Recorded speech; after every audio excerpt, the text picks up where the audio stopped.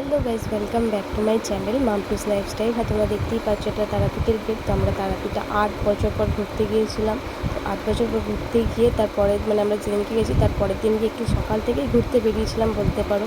সারাদিন ঘোরাঘুরি করছিলাম। তো ওখানে ভোজন করানো হচ্ছিলো। তো ওখানে ভোজন টোজন করেও নিচেছিলাম আমরা। তার বিকেলবেলা আমরা একটা পুজো দিতে বেরিয়েছিলাম।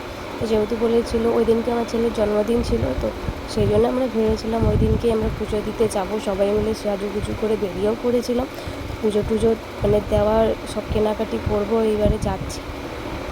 কেনাকাটি করে তারপর পুজো টুজো দিতে যাব। সবাই মিলে রাস্তার মধ্যে খুব হাসি ঠাট্টাও করছিলো। প্রায় আমরা 8 বছর পর সবাই মিলে ঘুরতে গিয়েছিলাম। 8 বছর আগে গিয়েছিলাম, তারপর 8 বছর পরে গেছিলাম। তারপরে সেদিনকেই আমার ছেলের জন্মদিন ছিল, তোমাদেরকেও বললাম। তো ওখানে একটা পান্ডা ঠিক করে নিয়েছিলাম। ওই পান্ডাটাই বলে দিয়েছিলো আমাদের কাকে কাকে দিতে হবে। ওখানে অনেক সাধু সন্ন্যাসী, বাচ্চা বয়স্ক সবাইকেই ওখানে খুব ভালোভাবে দান করা হয়ে গেছে। আমার ছেলেকেও খুব ভালোভাবে আশীর্বাদও করেছে। যাই হোক, সেদিনকে ওই দিনটা খুব ভালোভাবেই কেটেছিল। যেহেতু আমার বর মানত করেছিল আমার ছেলেকে নিয়ে গিয়ে যাবে তারাপীঠে।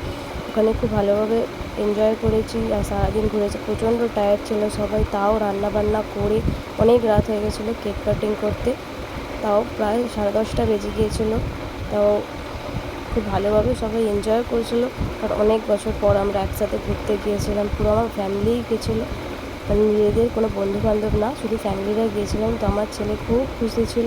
ওখানে সবাই মিলে খুব এনজয় করছিলো। অনেক রাতও হয়ে গেছিলো। বলছিল আমার কাছে যে বক্স কোথায়।